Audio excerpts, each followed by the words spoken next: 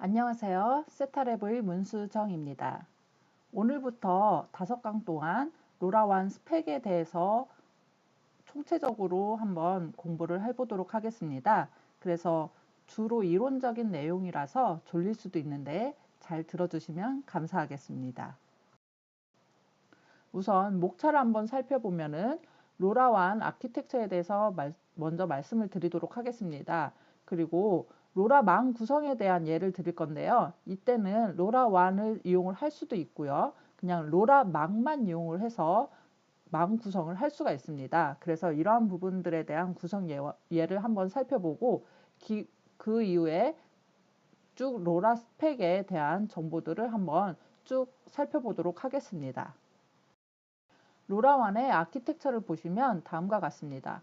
엔드노드들은 즉 로라를 이용한 디바이스겠죠. 이 엔드노드들의 디바이스들이 쭉 있다라고 하면은 이것은 컨센트레이터 즉 게이트웨이를 통해서 네트워크 서버로 데이터가 전송이 됩니다. 그래서 이 네트워크 서버가 다시 각 어플리케이션 서버들에게 데이터를 전송을 해주는 이러한 구성입니다. 그래서 로라완은 필히 네트워크 서버와 어플리케이션 서버가 따로 구성이 되어 있어야 됩니다. 이때의 게이트웨이는 단순하게 패킷 전달하는 패킷 전달자의 역할만 하고 있습니다. 그리고 엔드노드와 이 최종단까지 계속 암호화된 데이터를 주고받기 때문에 시큐어드 상태의 페일로드가 왔다 갔다 합니다. 그래서 암호화된 상태의 데이터들이 송수신되기 때문에 안전성을 많이 높인 상태의 아키텍처라고 보시면 됩니다.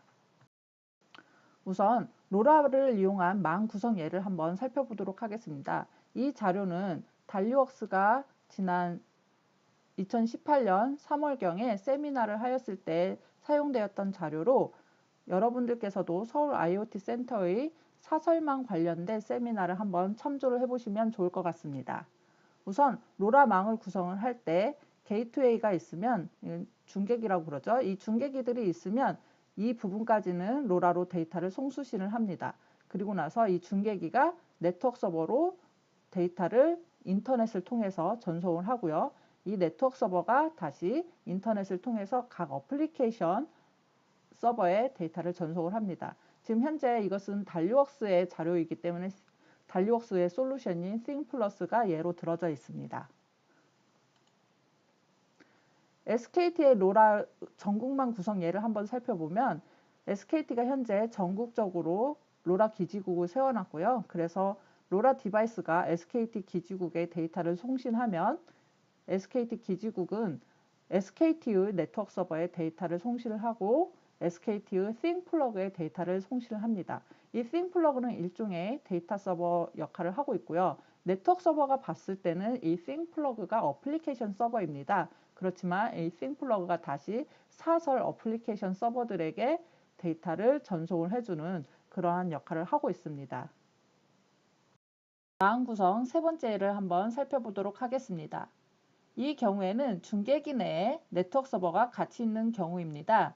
이러한 경우에는 네트워크 서버를 통해서 바로 어플리케이션 서버로 데이터가 가기 때문에 중간 단계가 한번 없는 그런 경우입니다. 그래서 로라 디바이스가 바로 중계기에 데이터를 쏘면 중계기가 그것을 로컬망으로 바로 네트워크 서버에 데이터를 전송을 하고요.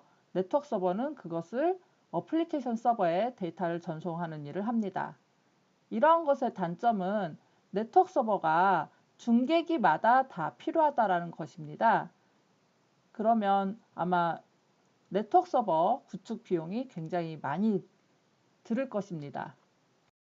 대신 장점으로는 만약에 중계기 하나에 그냥 다 붙어서 일을 하는 형태의 사설망으로 구성을 한다라고 하면 즉 가령 공장 내에 중계기를 하나를 놓고 공장 내에 있는 모든 로라 단말기들이 이 중계기를 통해서 데이터를 전송을 해야 된다라고 했을 때는 굳이 네트워크 서버를 따로 두지 않고 내부에 둬서 바로 잘 처리할 수 있는 기법들을 이용을 할 수가 있습니다.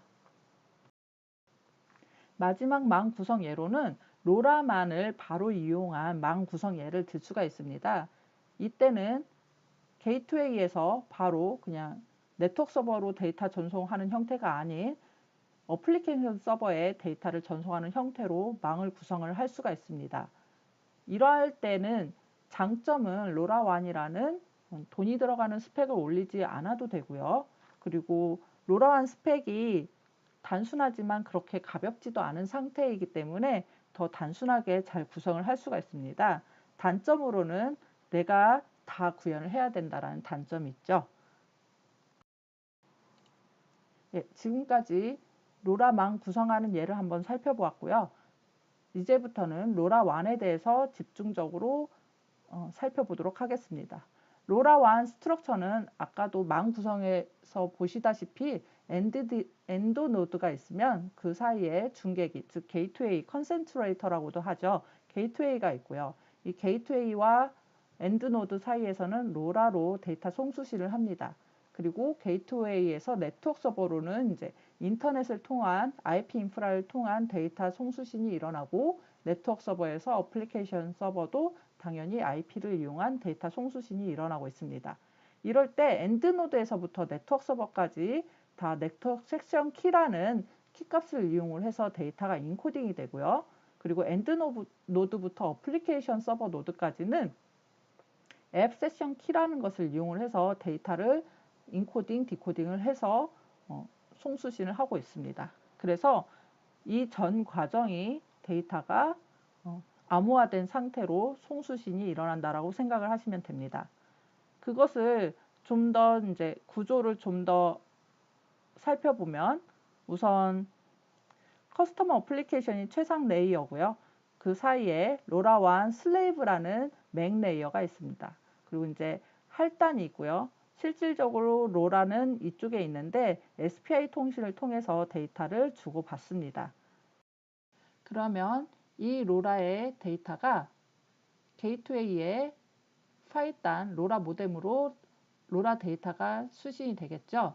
그러면 이 데이터를 다시 SPI나 USB 같은 시리얼 통신을 통해서 할 레이어를 통해서 패킷 포워드 상단에 데이터 전송을 해주게 됩니다.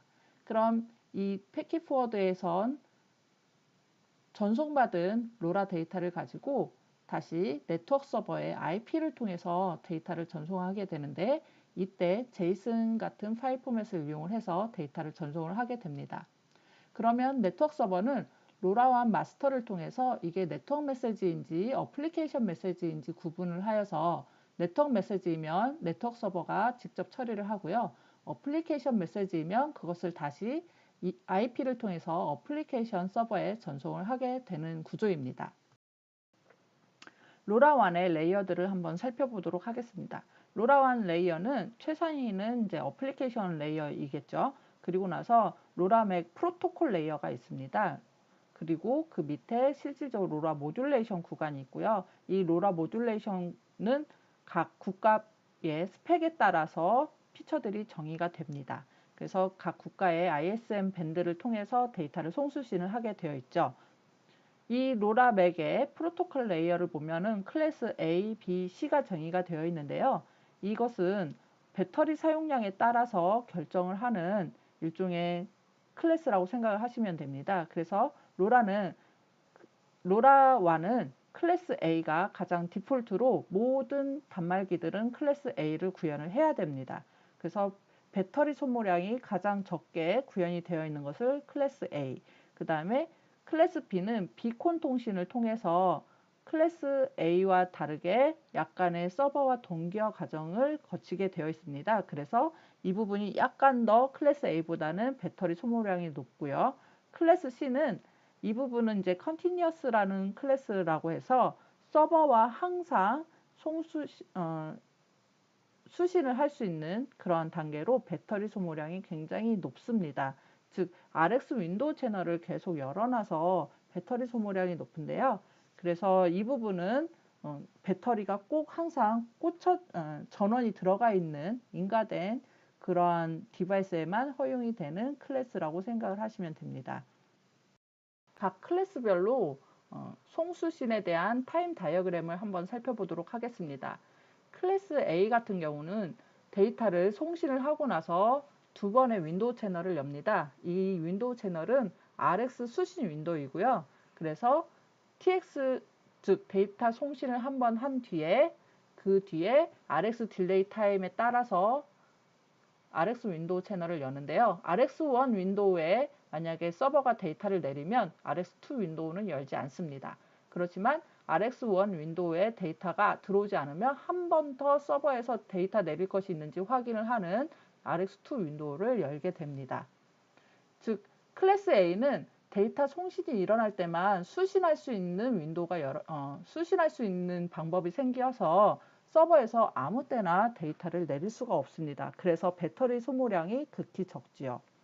클래스 B 같은 경우는 그러다 보니까 클래스 A에서는 데이터가 정말 하루에 한 번 올라오는 경우에는 서버가 데이터를 내릴 수 있는 경우 수가 너무 없기 때문에 비콘 통신이라고 해서 서버와 일정 기간 동안에 한 번씩 데이터를 송수시를 할 수 있는 방법을 열어둔 것입니다. 그래서 핑퐁 슬롯이라고 부르고요.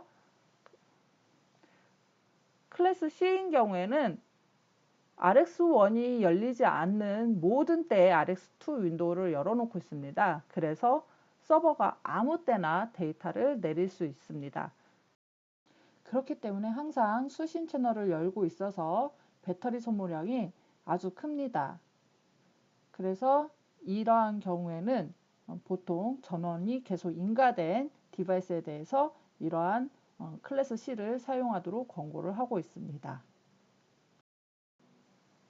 참고로 국내에서는 RX 딜레이 1 타임을 1초로 두고 있고 RX2 딜레이는 무조건 RX 딜레이 1 플러스 1초이기 때문에 2초로 세팅이 되어 있습니다.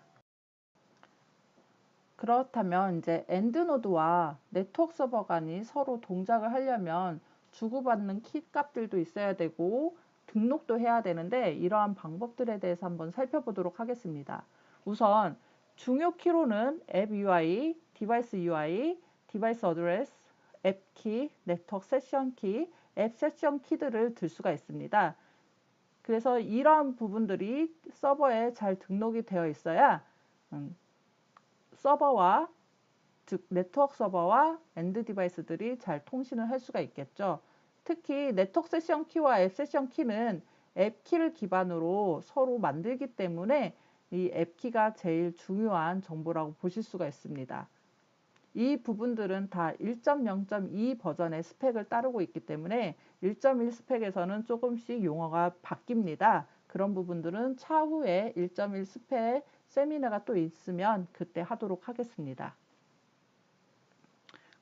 프로비저닝 같은 경우에는 우선 디바이스 UI와 앱 UI, 그 다음에 앱 키를 서로 공유를 하고 있어야 됩니다. 즉 이거를 개통 단계라고 하는데요. 어느 네트워크 서버를 이용을 하더라도 이런 부분들을 등록하고 적용하는 과정들이 꼭 필요합니다. 프로비저닝까지 모두 마친 디바이스는 네트워크 서버와 이제 통신을 할 수 있는 상태가 됩니다. 로라완에서는 네트워크 서버와 디바이스 간에 통신하는 방법을 두 가지를 제공을 해주고 있습니다. 하나는 ABP 모드이고요. 다른 하나는 OTAA 모드입니다. 우선 ABP 모드를 먼저 말씀을 드리면 이 모드는 보통 개발자 모드라고 합니다.